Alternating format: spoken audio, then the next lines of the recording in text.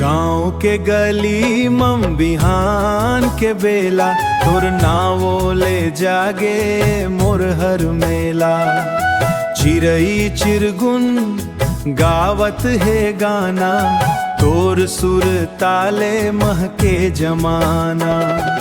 धान खेत मन हावा जब डोले, मोर मन तोर संग संग खोले। आँखी मन सपना दिल मन उमंग, तोर माया रंग दे मोर संग। तोर माया के रंग मा रंग गे हो मैं, तोर बिना अब जिए नहीं जाओ मैं। हाथ माँ हाथ धर संग चलना रे, जीवन भर तोला चाहत रहो मैं।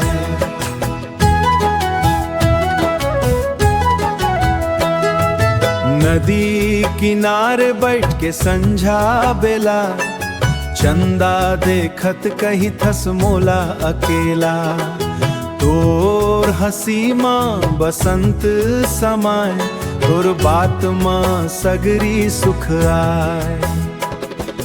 रिमझिम पानी जब बरसे धीरे, तोर सुरता आवे मोर नजीरे। हर जनमन तोर साहो मोर भाग माँ बस तोला पावो। जत का तारा गगन मन चमके, ओत के सपना तोर संग दम के। दुनिया चाहे कुछ भी कह दे, मोर दिल तोर नावे लिख दे। माटी के खुशबू पन घट के रास्ता, तोर संग लागे हर दिन सस्ता। हंसी खुशी मन बीते जिंदगी, तोर संग बने मोर तकदीरी। जब तक सांस चले ये काया, तोर संग निभाऊं मोर माया। आखिरी दम तक गावत रहो, तोर नावे सुर सजावत रहो।